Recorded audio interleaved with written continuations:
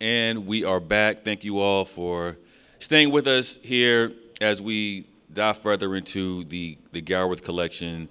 And one thing I want to point out as you continue to look at the work, they have graciously included the social media handles for the artists and the work that's up. And I feel like that's an important aspect of how we can continue to support the artists who are in this space and beyond. So please do follow, connect, and reach out to these artists as you continue to learn more about their work and all the other artists who are on display here in this space. So I just wanted to point that out. We're continuing this conversation, and I think this is a really, I'm excited for this particular segment because I feel like we're getting to tap into artists who maybe occupy dual spaces in terms of both their own work and also supporting the work of others. And I think that's a very important aspect of how an artist's life can look and evolve over time. And so Shanequa and Miya and Charity, thank you all for your time here today. And so I think as we've started with the previous segment, maybe Esohe talk about the collection or the sort of the collector moment for you and these artists.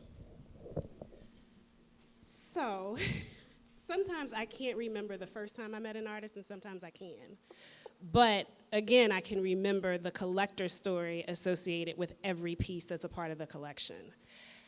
So, I'll start with the Miya Bailey, City of Ink, Peter Street Station, Old Rabbit Gallery connection. And we had just moved to Castleberry Hill, and somebody said, "You gotta meet Miya Bailey." We're like, who, where? And they just pointed us down the street. So we were at Boxcar Grocery at the time. And we were like, okay. So we went down to City of Ink, and we were looking for Miya Bailey, and we thought Miya Bailey was a female. And AD, Kaya, Ferry Clark, had an exhibition there, the pinup series. And we thought that might be Miya. She laughed and was like, no, that's not Miya. And I fell in love with one of the pieces that we have in the show. It's on the very back wall in the corner from AD's pinup series. It's a self-portrait of her. But what it leads me to is that Miya in particular has introduced us directly and indirectly to more artists in our collection than anybody else. So many of these artists we wouldn't have any familiarity with if not for Peter Street Station, if not for City of Ink, if not for his apprenticeships, all the things. So Miya, if you wouldn't mind just introducing yourself and telling the people why you do what you do, which is so much, and we're so grateful for it. My name's Miya Bailey, and I just love my people, man. I mean, really nothing. My intentions is truly just to see, especially young artists, make a living, you know.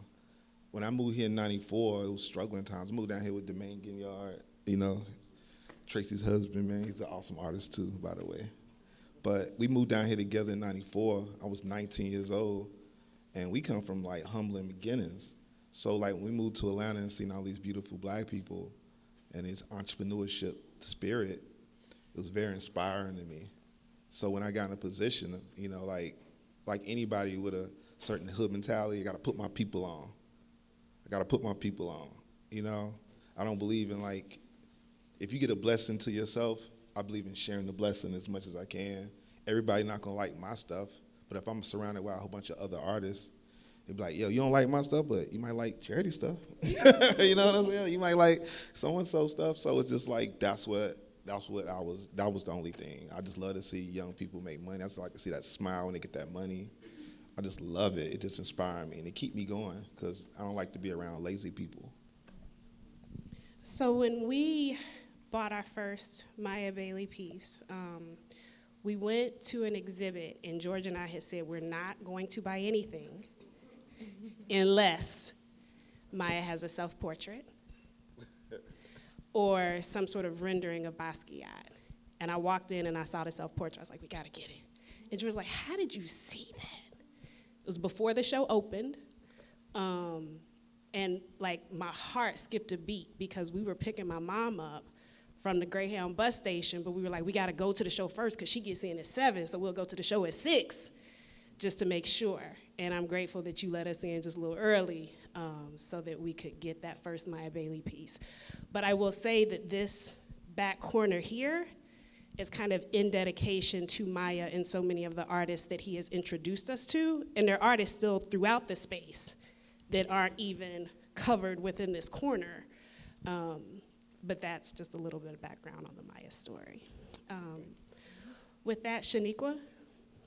So for George's birthday in 2017, he had been talking about your work for a really long time and the Fair Game Project.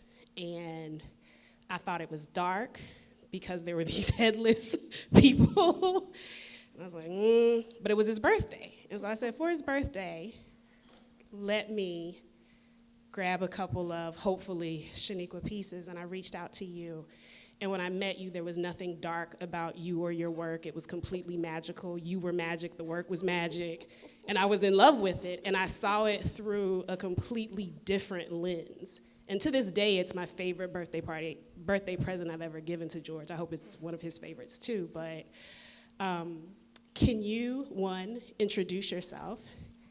And two, speak to your work with other artists, whether them being your assistants or just how you pour into them, because in following you, I know who those people are and what you're doing for them and how you've shown up for us anytime we've asked you to speak with the kids or do anything for the Youth Artist Program. But yes, those two things, please. My name is Shanequa Gay. I am originally from Georgia. I am Atlanta. I am old Atlanta, because I'm a Grady baby. That's right. No, I'm not as dark as the work that I create. Or maybe I am because I'm a Gemini and I have duals, right? So both and. The ways in which I bring other artists along, was that the question? I do what was done for me, that people allowed me to tag along. People introduced me. I was a crafter, right? I was a crafter. I had no idea about the fine arts world or that you could create worlds for yourself. And somebody taught me that. Somebody taught me that I could build a world for myself, my own art world, and that looked like the people that I created a collective tribe with, and that I could not be an artist without being within community, right? And so the people who assist me or have come along to assist me, more times than not, is people volunteering. I'm not as open all of the time. Like one of my assistants, or now I'll call her my cohort, Vanna. Vanna just showed up and volunteered, right? Because I really don't like people like that. Meaning I'm very much cool with staying to myself and being under the radar and the people that I know I have known for a very long time. And so when I'm getting new people, I'm very skeptical, right, of when new people come along. But it takes time. But my heart is community driven. I'm a PK kid, so it is a natural practice to be giving and to be within community and to always be giving back. I am also a two-term AmeriCorps member, right? And so being a part of community and giving back is just a part of my practice and who I am as a human being. So, of course, it integrates itself into my art. So we've been following Vanna's work for a few years. And the growth that she's exhibited in working with you, working alongside you. She's on our short list of need-to-haves within the collection, and a lot of that is because of what you have poured into her. So just appreciate that. I love it. Charity, Cake, my Capricorn sister and friend.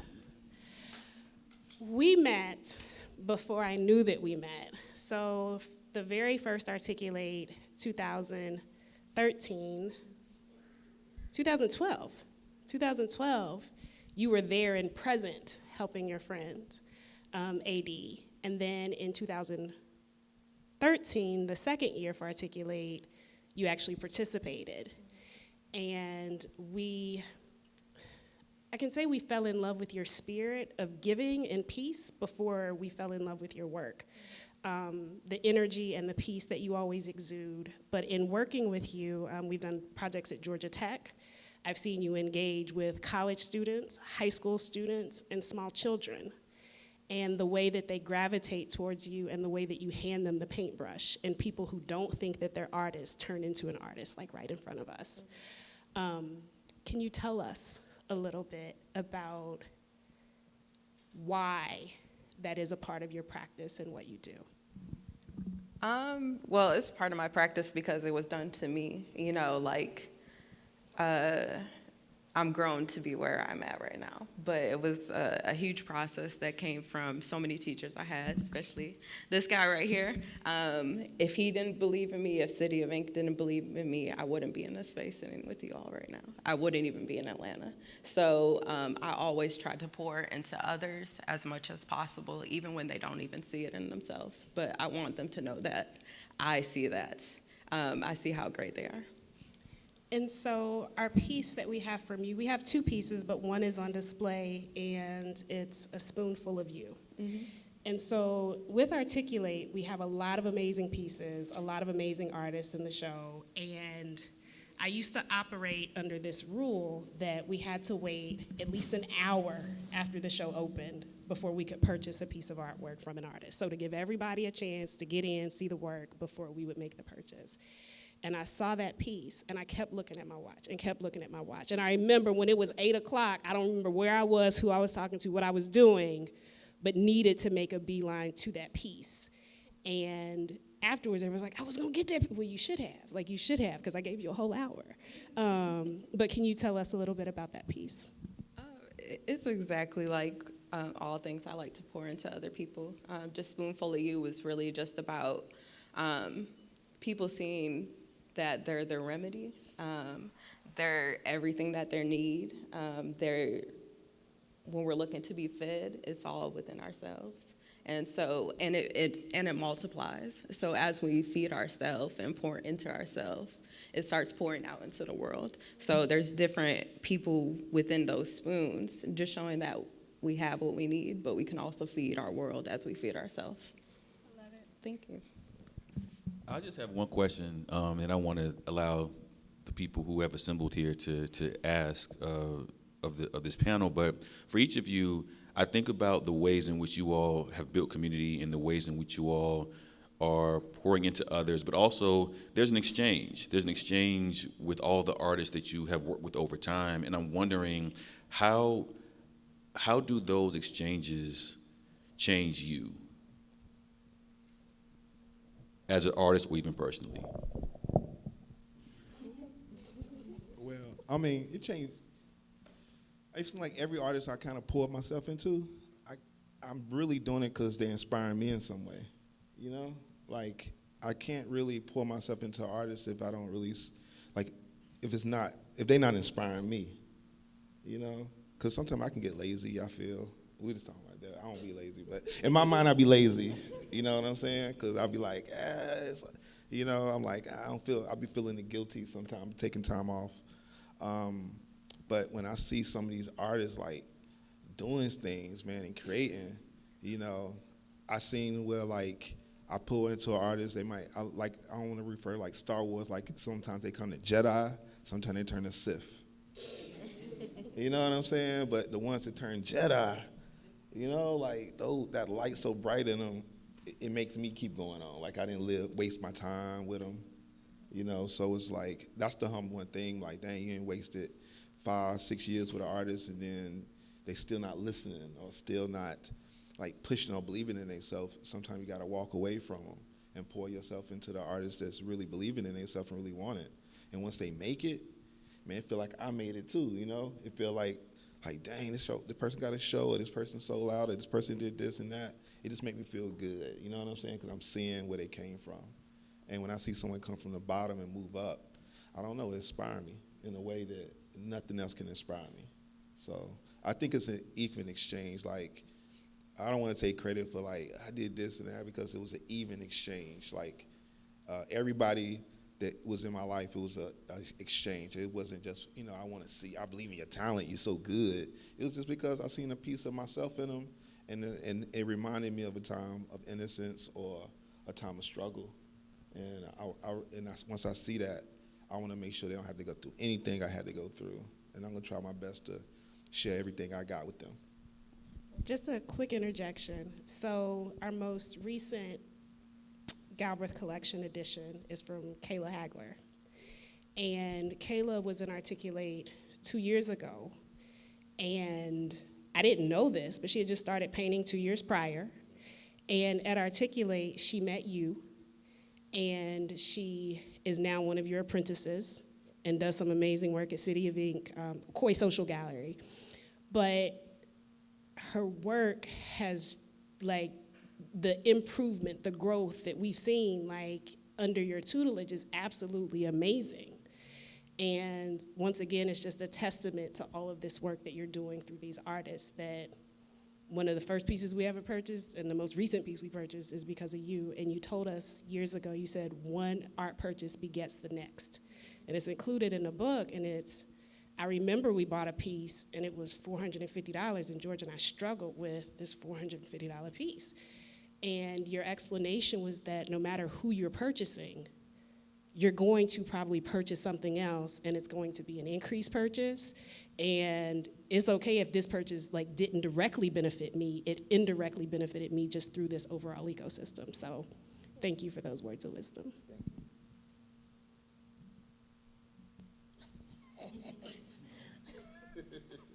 Y'all saying all this stuff. I'm trying to keep up with the question.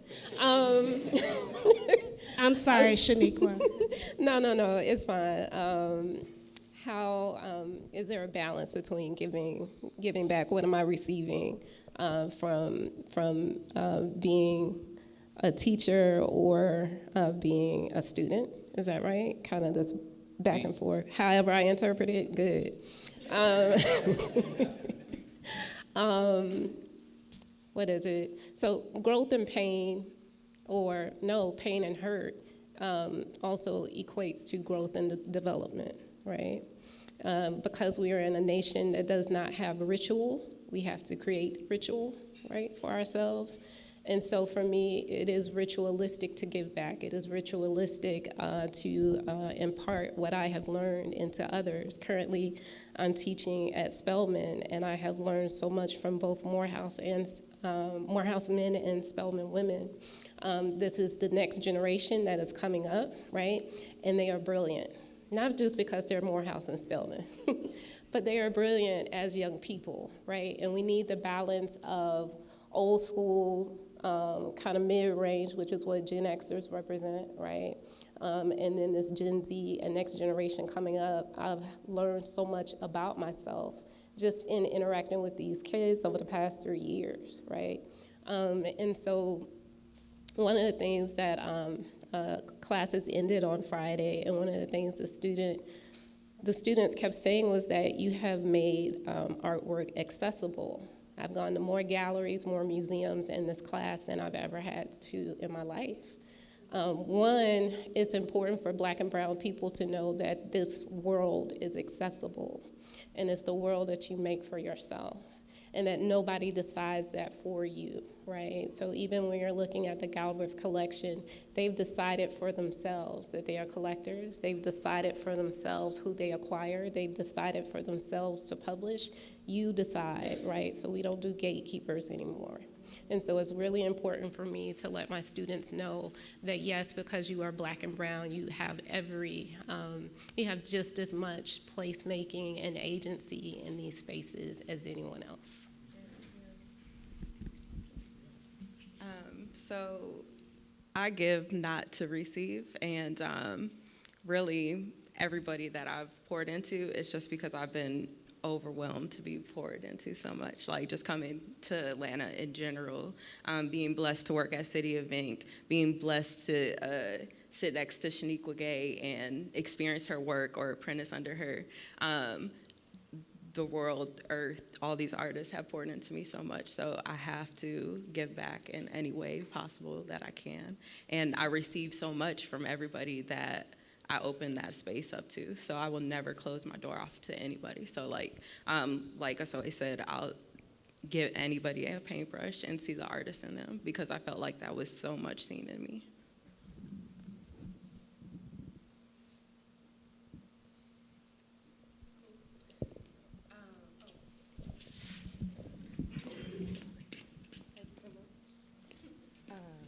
Is this someone? Okay.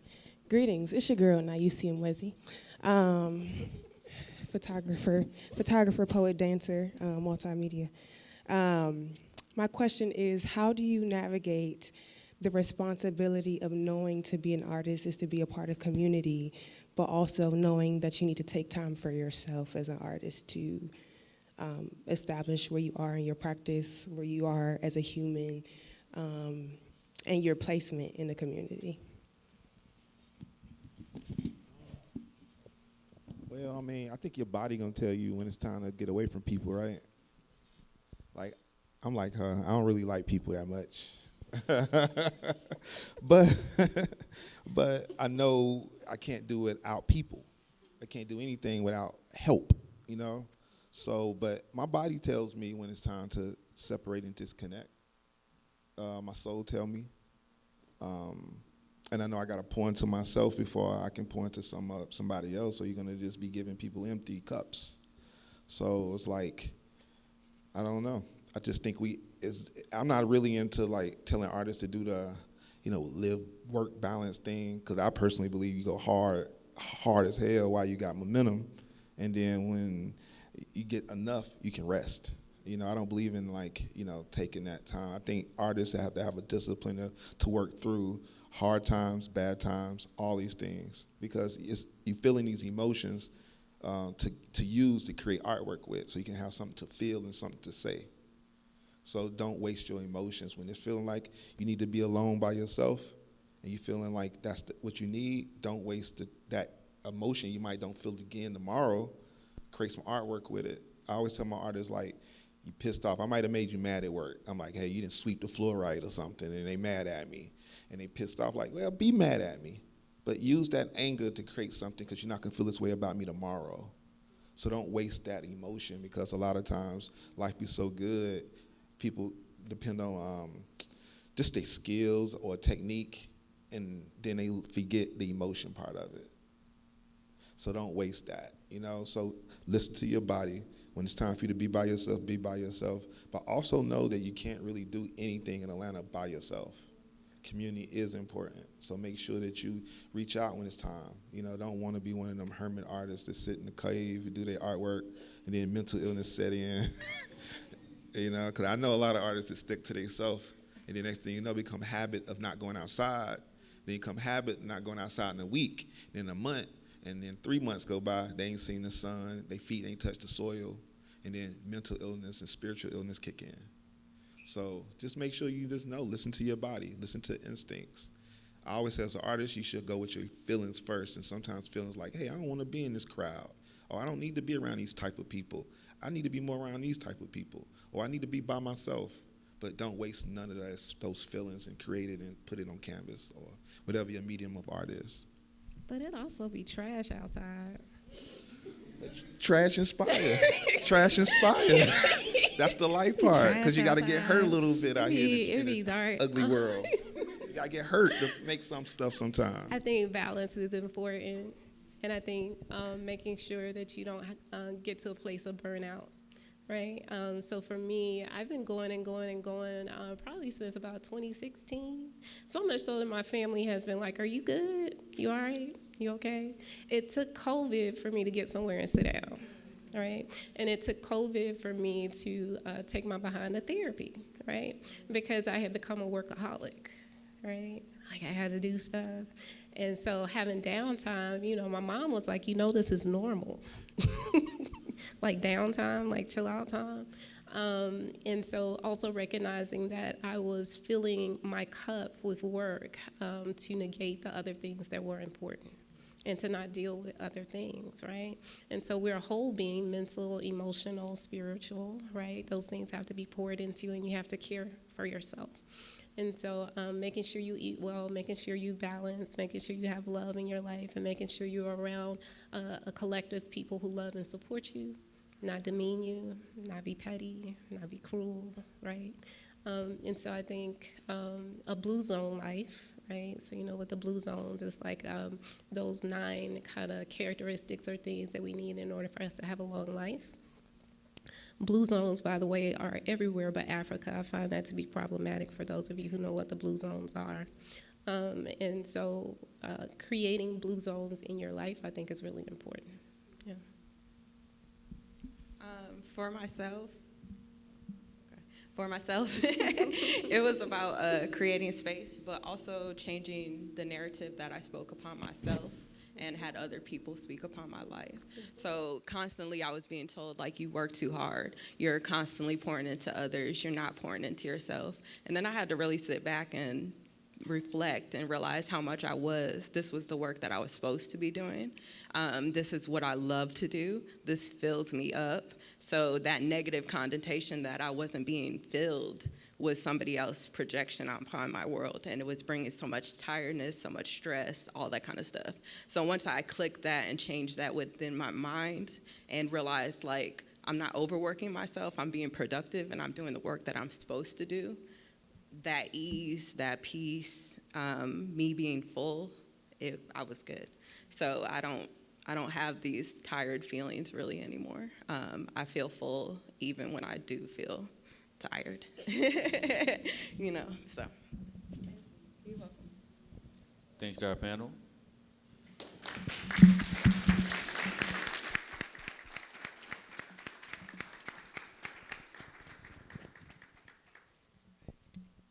We're going to get ready for the next group. Thank you. Thank you.